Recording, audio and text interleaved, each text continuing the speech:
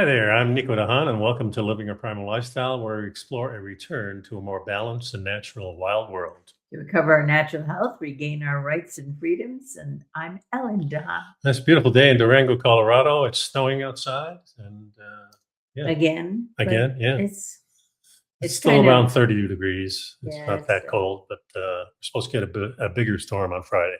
yeah. So, It's fascinating to you drove down to jujitsu yesterday oh, that was complete or whiteout.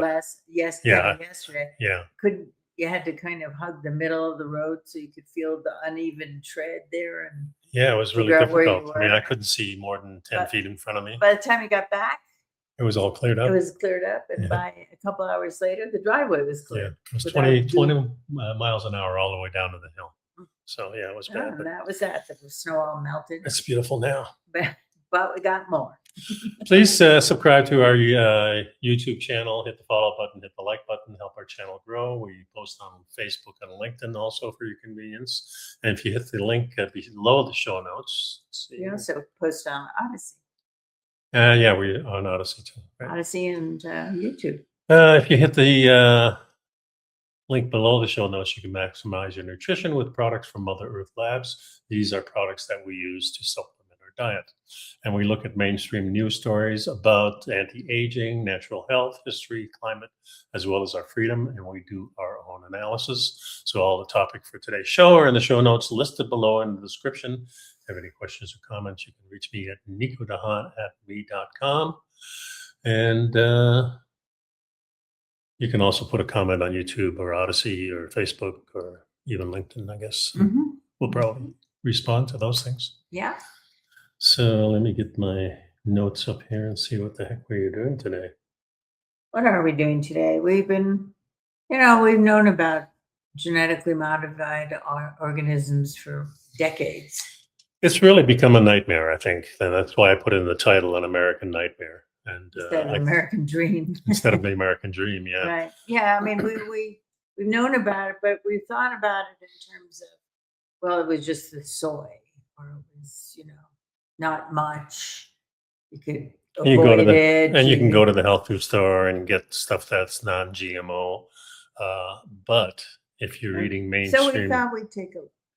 Yeah. Well, I want to do this first thing up here. Let me put this up here so I can show. It's not even that here. Let's go back. Oh, so I have to do this. I'm getting it together, folks. Just take me a second. What are you looking at there? The last thing? Oh, this is a chart. Was a chart. Back up again. There we go. Adoption of genetically engineered crops in the United States. Recent trend in the adoption. And if you look at this chart, it's really kind of scary. It looks like about 90% of just about everything. And this is corn, HT corn and BT corn, and I'll explain those, cotton and soybeans.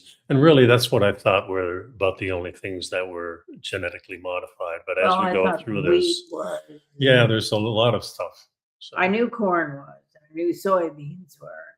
And apparently HT stands for herbicide tolerant crops, which tolerate the potent herbicides such as glyphosate, glufosinate, and dicamba. And they provide farmers with a broad variety of options for effective weed control. And then now it says, based on a USDA, Department of Agriculture, survey data, the percentage of domestic soybean acres planted with herbicide-tolerant seeds rose from 17% in 1997 to 68% in 2001, and then 94% in 2014. So there's a couple of things going on. First, genetically engineered seeds. Then we have herbicide-tolerant crops. And then we have insect resistant crops. And then we have what they call stacked varieties, which is a combination of both, yeah. And I think Well, one thing I really learned, I think, early on is if you put a piece of meat on the ground, sooner or later you're going to get things that are going to be eating it, right? Yeah. And most likely it's going to be either insects Yeah. or ants or the neighborhood dog or just about whatever. anything will eat it, right? Mhm, Yeah, mhm. grubs, Right. those kind of things that you Yeah. see Mhm. on them. Maggots. Maggots, Yeah, another right. form of grub, I guess. Yeah. But what it tells me is that that meat is fresh and that I could eat it too. All I have to do is get rid of those pests Mm. by just scraping them off, and then the meat is good. It's not like they're leaving residual stuff behind, unless I guess the insect or the grubs have kind of a disease, but they probably wouldn't be doing well if they had a disease, Well, right? plus it's not likely to affect you. Right. So now all of a sudden, the way I'm picturing it is that we have these crops, and you put the crop down on the ground, and not only are you going to not have the bugs eat it, but the mold and mildew is not going to affect it. The flying insects are not going to. You're not going to have any grubs in there. You're not going to have any maggots in there. So nobody's touching it, but it's okay for us. See, it's completely counter to everything that I ever learned about how food is supposed to be presented. Mhm. If something else is trying to eat it, it's probably going to be all right for me. But if nothing is eating it, Then what's in there that they know that we don't know? right. That's insect resistant crops. They basically contain genes from the soil bacterium BT, which is Bacillus thuringiensis. Yeah, they produce these insecticidal proteins. It has been available for corn and cotton since 1996. But they've really expanded it beyond that. They have beyond now the the BT, yeah, and now they've included some RNA interference. and RNAi, whatever that is. But the data presented here is only including the insecticide. So Yeah, it says here approximately 87% of cotton acres and 84% of corn acres were acreage. planted with, were Mhm. stacked with the stacked seeds, planted with the stacked seeds in 2025. So now they're using a combination of all these things Yeah, it apparently. started in 1997. There was 8% of your corn crops were included the insect resistance built in. Yeah. And then by 2025, 87% of the corn crops. That's Yeah, and I'm not really that concerned about cotton because we're not eating the cotton. no. How But it we affects, are wearing it. we are wearing it, and if that has any effect. But I think Yeah. the major effect is going to be by eating these things. Yeah. So corn is the major crop, right? Right. That's basically what this first article says. Yeah. Let's look at the Well, the next one is talking about. That is a little slow. The high risk list. Okay. Non-GMO project. corn is a staple food for a third of the human population. What's going on with this thing? Excuse me, And folks. Yeah, go one ahead. of the most commonly grown grains in the world. It's prominent in many Americans' diets, not as a nutritious staple. In the U.S.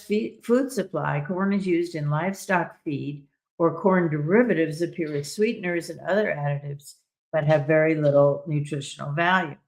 The first genetically modified corn was released in 1996, and since then, hundreds more have been developed.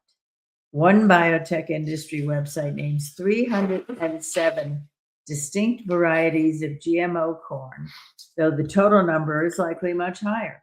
In 2024, GMO, that's genetically modified organism, corn, made up an estimated 94% of the corn planted in the US, occupying more than 86 million acres. In fact, GMO varieties are so ubiquitous in the United States, corn is considered a high-risk crop under standards adopted by the non-GMO project.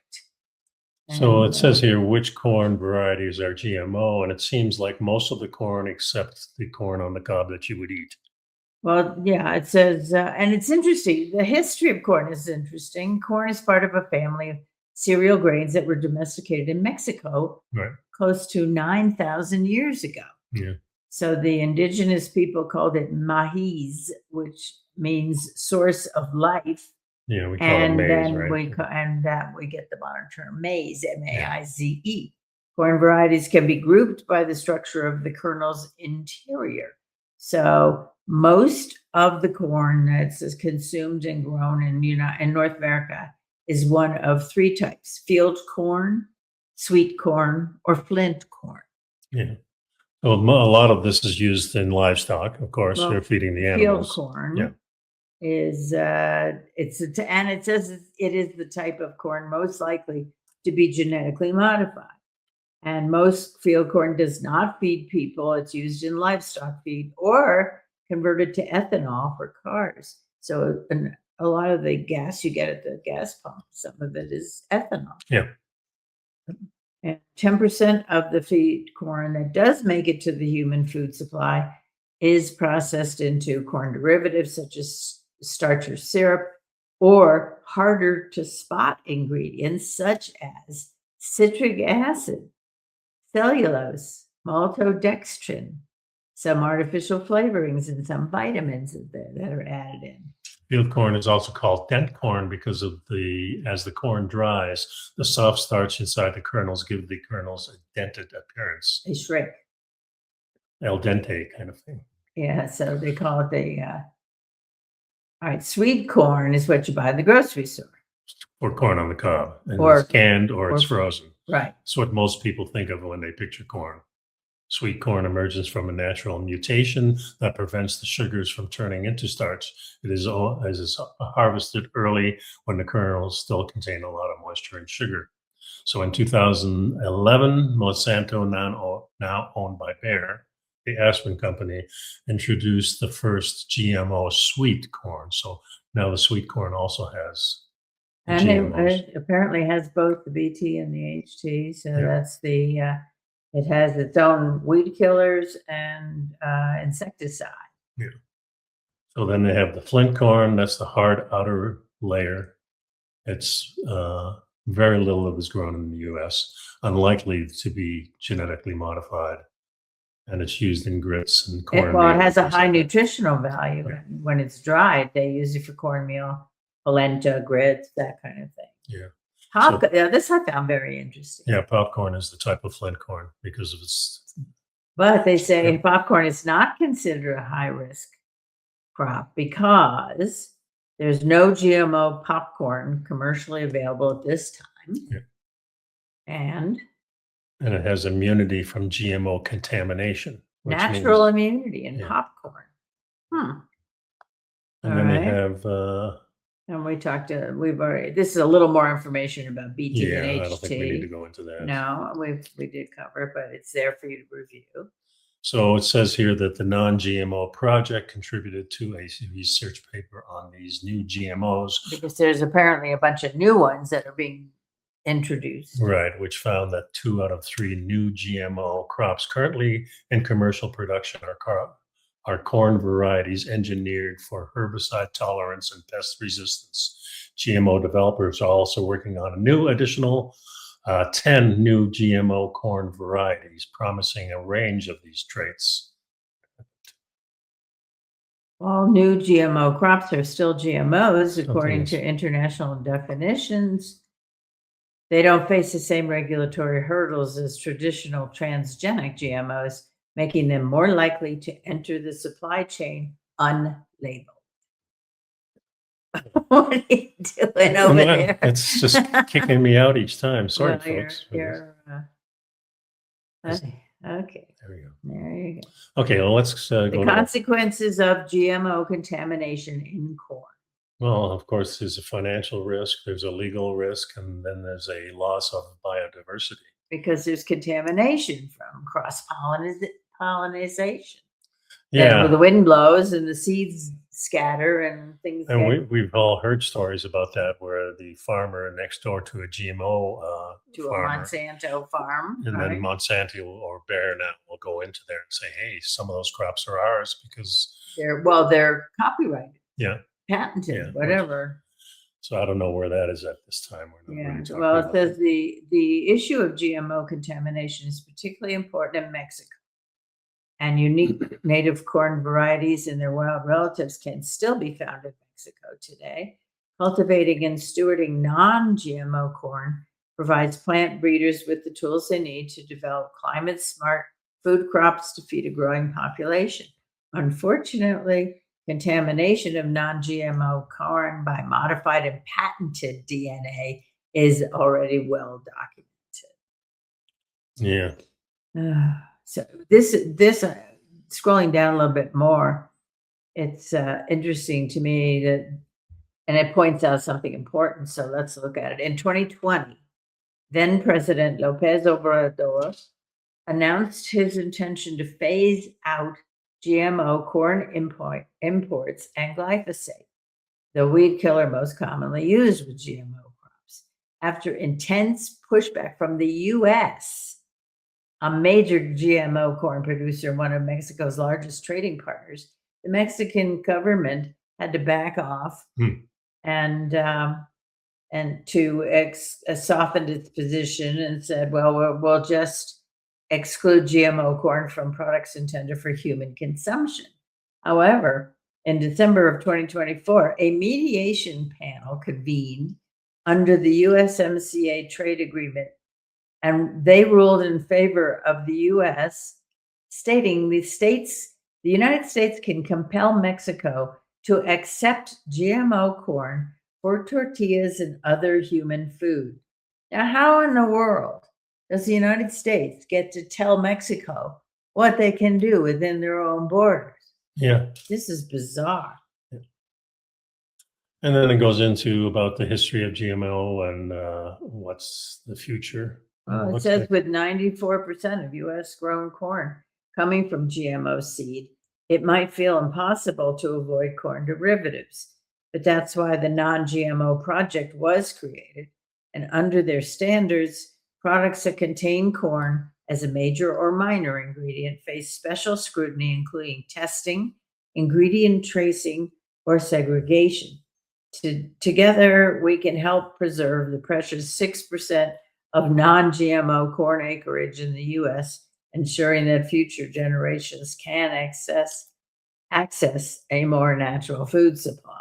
This is kind of, I guess you got to give up corn. Well, we do have some corn chips in our cupboards that are non-GMO, from local growers here. So they're still available. And that's what we look for. We don't really. We don't really buy corn on the cob. No, we don't buy anything that has any suspect of the GMO for sure. I'm sure accidentally. Most things that are canned and frozen may have GMO in it, so you really have to be careful. You have to read the labels. There are labels that indicate whether or not something is GMO, but as pointed out in some of these articles, sometimes they can slip it in and it isn't revealed as part of the ingredient. Yeah, because it's part of the process of making whatever it is in the can or whatever. Definitely, if you're eating TV dinners, you're going to fast food restaurants, you're going to find that the corn is probably GMO. And what's the hazards of that? Well, there's not a lot of studies going on except for projects like this GMO project that points this out. And like I said, it just makes common sense that having this stuff as part of our food. And now if you're eating, and I think this is the reason people are switching over to more carnivore style diet, because we're not getting in this next article, most common GMOs from Kimberton Whole Foods.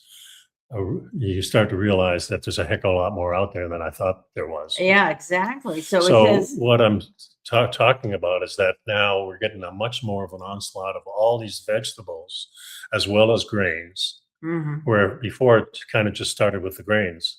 But now we're getting a lot of vegetables that are being used. And these are vegetables that are used in the process of making other TV dinners. Let's look at this. And I mean, never mind. Well, all right.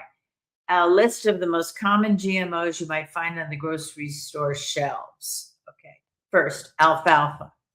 It's been genetically modified to contain a gene that makes it resistant to the herbicide Roundup. And so then the farmers can spray Roundup on the crop to kill the weeds, and it doesn't kill the alfalfa, but the crop has been sprayed with Roundup, and you can't wash it off. That's the thing, you know. And Right. so, well, a lot of this stuff is inside the plant itself, so it's not well, just on that's the the surface. point. It's genetically modified, meaning it's been incorporated into the seed, and it becomes part of the plant. So now you're eating. Well, alfalfa is pretty much a livestock, feed. So But here is canola, of course. canola. Oh we my don't God. eat a lot of canola, but in canola oil, which is really used in the restaurant business quite a bit. Probably. Well, it's in everything. I mean, I was just looking at in the health food store. I was looking at a bottle of tartar sauce. Okay, tartar sauce for fish or shrimp or whatever. I thought, oh, well, that sounds interesting. I pick it up. I look at the ingredient. First ingredient, canola oil. Yeah, and remember, a lot of these oils, like canola oil, corn oil, and all these other things, are also used in beauty products, in different kind of things that you might put on your face, or in maybe in sensitive areas. And the question is, have they tested that? I haven't really heard a lot about that. I've heard about the food quite a bit. But well, nobody talks about the fact that canola oil is genetically modified. Right. And it says 90% of U.S. canola crops are genetically modified. Canola oil is very prevalent in processed foods. Like chips, crackers, cereal, snack bars, candy, bread, and more.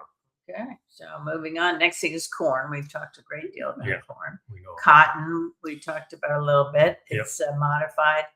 It's also found. But cottonseed oil. Yeah, it's used in products like potato chips and margarine. Yes, so look at your ingredients. Yeah, margarine, we haven't used that in general. We don't use margarine. And every once in a while we get some potato chips, but they're always in avocado oil. Yeah. You know, we read the labels. Yeah. That's papaya. Yeah. And now we don't eat papaya, but because it is generally available, it's certainly not local. Right. 90% of the papayas are grown in Hawaii, are genetically modified to be virus resistant. So you have to look for an organic certification on the label. Yep. Potatoes. Yeah. Wow. Now, I don't know what these are. 5 potato varieties including Ranger, Russet, Burbank, and Atlantic. Most commonly commercial ones in the United States. Soy, if you choose soy, that's not certified organic, you can be sure that it's probably genetically modified. Most of soy is genetically modified. In this country. Yeah. Mm-hmm. Sugar beets. So sugar beets and sugar. Beets. So here's sugar. Most of the sugar we're getting in the United States is probably from sugar beets. It's the easiest to manufacture. As opposed to sugar cane. Yeah, it's Roundup ready.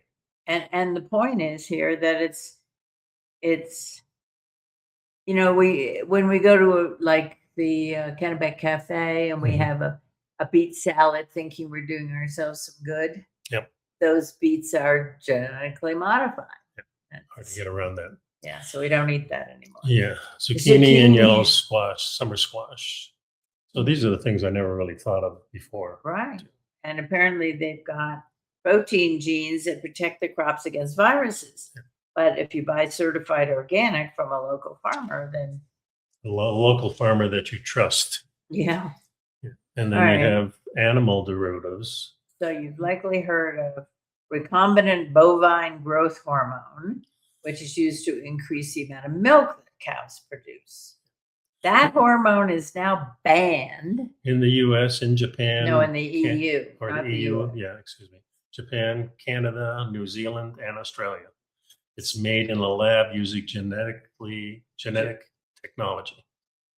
And then besides causing adverse health effects in the cows, great, to get more milk, but the cows are sick. Remember, I think we've watched that video where they actually have a cow in line with all the other cows, and that cow has a hole in its stomach. No, don't let's.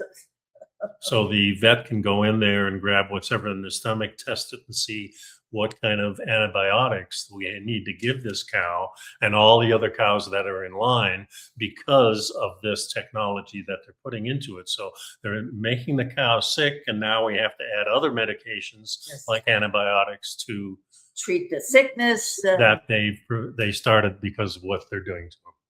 Yeah, and in addition, it says here, meat, eggs, and milk are considered high risk because GMOs are commonly found in animal feed. Products of aquaculture, gelatin, hides, and skin would also be included in this category. This thing keeps kicking me out while Well, you're talking. all right. Packaged products. Aspartame is manufactured from genetically modified bacteria. And that's that you find that in diet sodas and gums and chewing gum, yogurts, other processed foods. And these are additional ingredients that they are considered high risk. And that's amino acids, alcohol, ascorbic acid, sodium ascorbate, citric acid, sodium citrate, ethanol, natural and artificial flavorings, high fructose corn syrup, hydrolyzed vegetable protein, lactic acid, maltodextrins, molasses, monosodium glutamate, MSG, sucrose, textured vegetable protein, xanthan gum, vitamins that are added back into the food, which are artificial, vinegar, and yeast products. Yeah. They have non-tested high-risk products. According to the Non-GMO Project, not all GMOs on the market are detected by current tests. And these products include canola, potatoes, some types of soy, enzymes, culture and starters using yeast, and algae from aquaculture. Yeah. So there's all kinds of There's all kinds of gambling going on here. I'm shocked. We're dating ourselves with these quotes. So the next one article is why modern wheat is making us sick. You know, This comes from Chelsea Green. And of course, wheat is being used in just about everything. It's the most widely grown crop on the planet. Yes, industrial breeders have transformed this ancient staff of life into a commodity of yield and profit. Witness the increase in gluten intolerance and wheat belly. yeah, modern wheat depends on synthetic fertilizer and herbicides that damage our health, land, water, and environment. And there are, fortunately, still some heritage landrace wheats that evolved over millennia in the organic fields of traditional farms, which do not need biochemical intervention. They're gluten safe, they have a rich flavor and high nutrition, but they're on the verge of extinction. Now, the author of a Chelsea book, Green. no, this was Eli Ragoso. He wrote an article called Restoring Heritage Grains. Yeah, and he says he's allergic to modern wheat. He suffered from bloating, malabsorption, and indigestion for many years, couldn't get any help from the medical profession. And then he removed wheat from his diet and all of his symptoms vanished. Yeah, I'm deeply disappointed in the wheat industry for ignoring, even refuting the reports of the rise of gluten allergies. And it says the rise in gluten allergies is real. Gluten allergies are increasing in epidemic proportions. You know, I have an intolerance for gluten. If I eat regular bread or anything that's, you know, I bloat. Yeah. It goes away, but that's not the point. No. In children, the rate has skyrocketed 400% in recent decades. National Institutes of Health convened its first conference on celiac disease in 2004, concluding that the condition was widely unrecognized and greatly underdiagnosed. So in other words, they say that most individuals who suffer from allergies to gluten are not diagnosed and suffer needlessly with symptoms ranging from poor nutrition absorption and discomfort to unexplained weight gain and bloating. Of course, we see a lot of weight gain in our population in the United States, and I think a lot of it has to do with, has a lot to do with what the people are eating. Well, it always, I think it all has to do with what they're eating. And Yeah. it's because they're, first of all, the highly processed foods that are genetically modified. So there's the toxins in the foods, plus having a sensitivity to gluten or even an allergy. There's so many people with Crohn's disease. Yeah. And we And hear a lot of colitis. stories of the old days in the 16 and 1700s where the only people that were really heavy were the kings and queens and stuff like that, who were just glutinous. But we're not talking Gluttonous. about gluttonous. Yeah, well, glutinous. And the farmers who were eating a lot of the wheat didn't have that problem. So it Yeah, was a because combination. the wheat was natural and it was Yeah, it was just the overeating of the people who were in charge. It was people not had not more only access to food. yeah, they were eating the Mhm. meat too, and they were eating all kinds of different things, and just kind of playing games where everybody else was working hard and out in the fields, and they didn't seem to have that problem. Well, So this is really a more of a modern there's a huge disease. rise in celiac disease Yeah. in general, and it's and allergic responses to gluten. So it says the ingestion of gluten may lead to an allergy or celiac disease in susceptible individuals. Celiac disease is gluten intolerance that causes inflammation of the small intestinal mucosa. There's a range of gluten allergies and intolerances. Allergies occur through a pathway, causing different symptoms depending on the person. And gluten sensitivity has been discovered only recently. Pathway is not well understood, and the only treatment for celiac disease is a gluten-free diet. I'm trying to get this thing. All right, so Yeah, it says their modern wheat is less nutritious, and it's the mineral content in modern wheat has significantly decreased, including copper, iron, magnesium, manganese, phosphorus, selenium, and zinc. And it's interesting because if you think about it, what happened to the soil?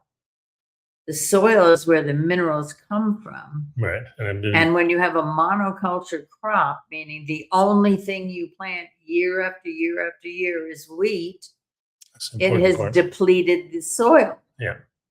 So it's not, and we never let the soil rest either. right. We used to rotate not year only after year Yeah, after year. I think there was, remember that farmer in Philadelphia, Pennsylvania, that first grew the grass, then he let the livestock let it out foul there. up. Yeah, And then he'd let the goats in there, and then they'd let the chickens in there and and the pigs till it all, and yeah. then maybe he'd let it rest for a month.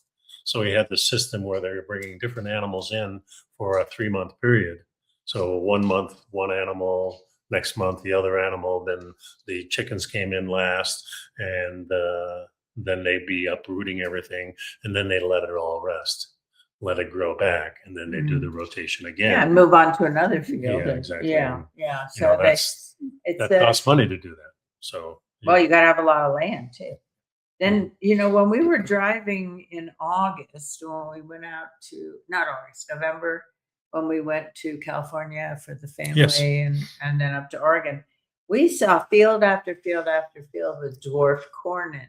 Yes, we saw some of the tall corn at first, and then all of a sudden we went across this one section where it was all dwarf. Yeah, it looked like 2 to 3 feet corn. Yeah, That's all it was. Yeah. And all the other corns that we were passing before were 6 feet high.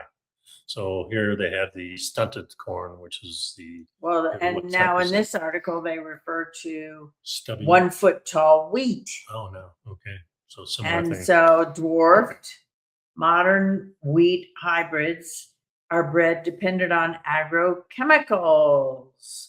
They have 500% less leaf surface. And so they're selecting for high yield, but that caused a decrease in protein and mineral content, loss of nutrition and flavor. So there's an increase in the yield and high input chemical systems, but yield decreases in low input organic systems. Shorter plants cannot compete with the weeds. Stubby roots have lower nutrient uptake capacity. Weakened plants are bred with dependence on agrochemical protectants. in order to survive. And in pure line varieties, diseases spread epidemically when all the plants are the same. Yeah, but this isn't the case if there's diversity within the population, because then there are varying resistance in the field.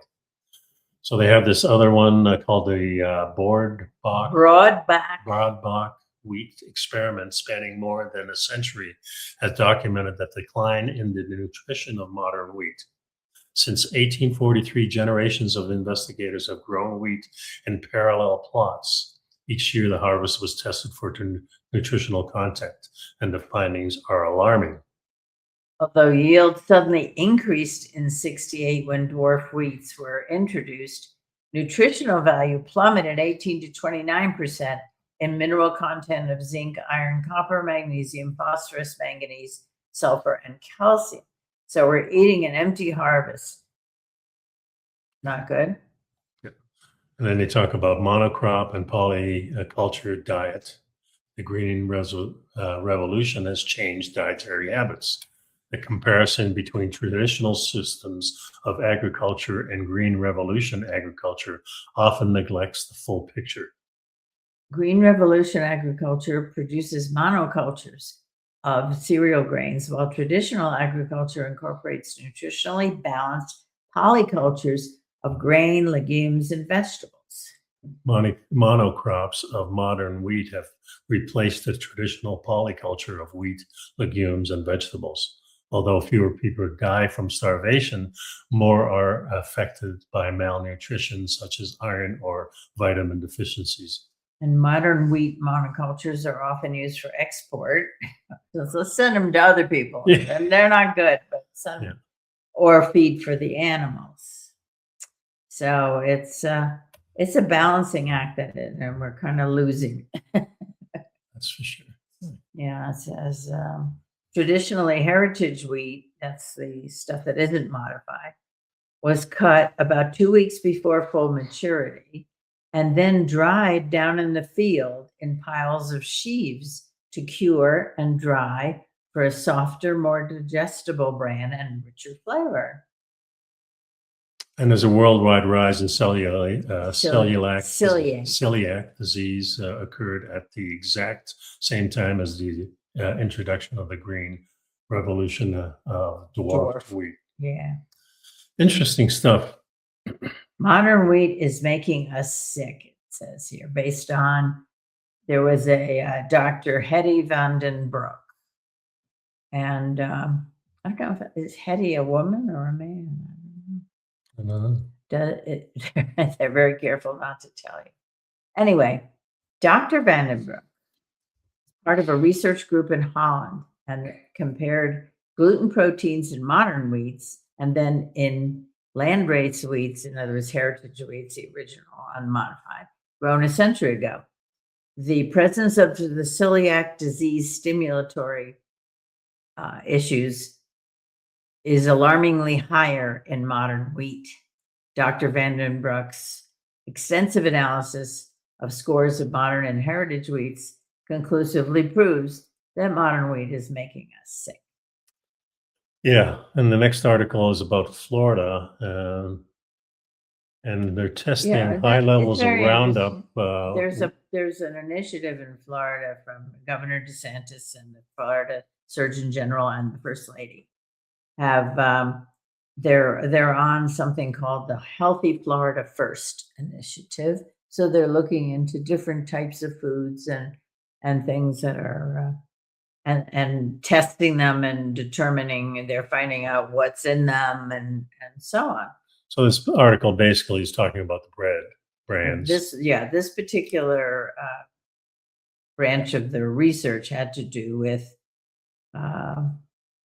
let's see. And there's a couple of videos in here. And so the initiative is led by the First Lady and the Surgeon General through the Florida Department of Health, test popular consumer foods for contaminations to give families data that the states say they aren't getting from federal regulators.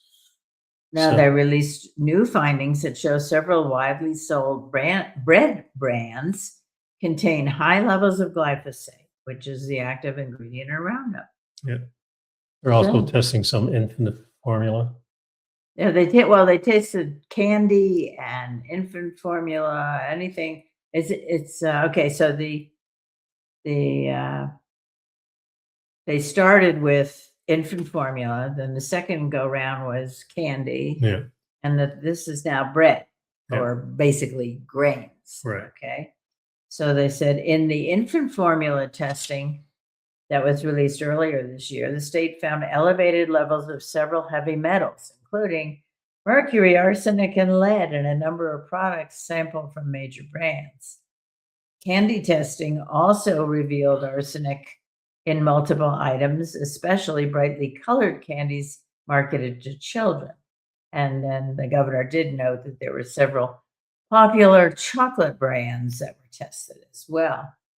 Yeah, there's an independent lab testing commissioned by the Department of Health found that the state described as triple-digit glyphosate, levels on several high-volume bread brands, and these bread brands, say that 5 times, including Nature's Own butter bread, Nature's Own perfectly crafted white, Wonder Bread Classic White, and Sara Lee Honey Bread. Other brands, honey wheat. Other breads, including Sara Lee's Artisanal White and Pepperidge Farmhouse White. Yeah, didn't show any glyphosate. Dave's Killer brand tested low. Oh, why would you Killer Bread? Why would you name your bread Killer Bread? Yeah, especially if you got glyphosate. Yeah, well, it says this. He tested low. Yeah, and the Florida Surgeon General told the audience that glyphosate exposure does not seem to have a safe level, pointing to research showing effects on the gut health, the brain, blood barrier, and metabolic function. He said that 80% of Americans carry measurable glyphosate in their bodies, and argue that concerns over its removal from the food system is unfounded. There's an alternative to poisoning people, he says. I mean, it's so disturbing. You can't breathe, you can't drink the water, and you can't eat the food. Then what? Yeah, and we wonder why we're having an epidemic of not only obesity, chronic illness, and people getting all these different babies with cancer. I mean, what the hell is that? Yeah.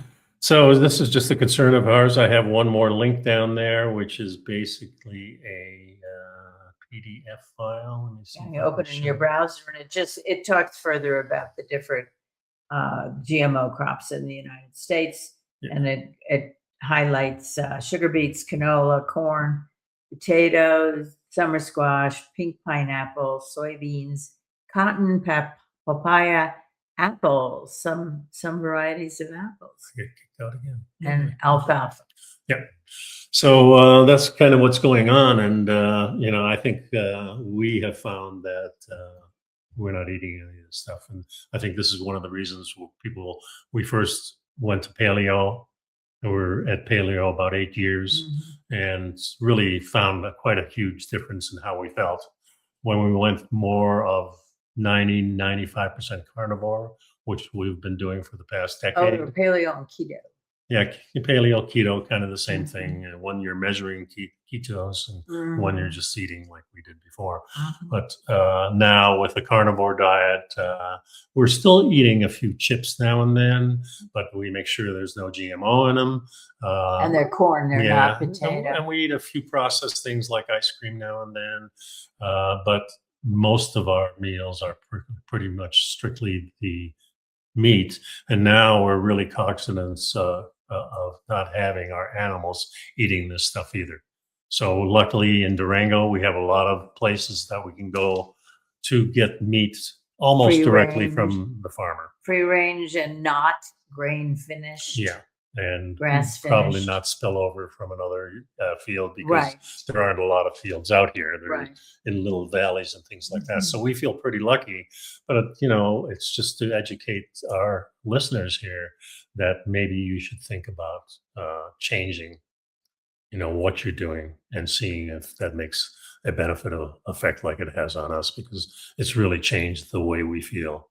And we're now in our 80s. You're almost in your 80s. I'm Don't right rush in there. me. Yeah. But we feel good about what we're doing, so we just want to Yeah, pass I that mean, getting information up in through. the morning with no aches and pains. I have arthritis in my fingers that has deformed some of my fingers, but doesn't hurt. Mhm.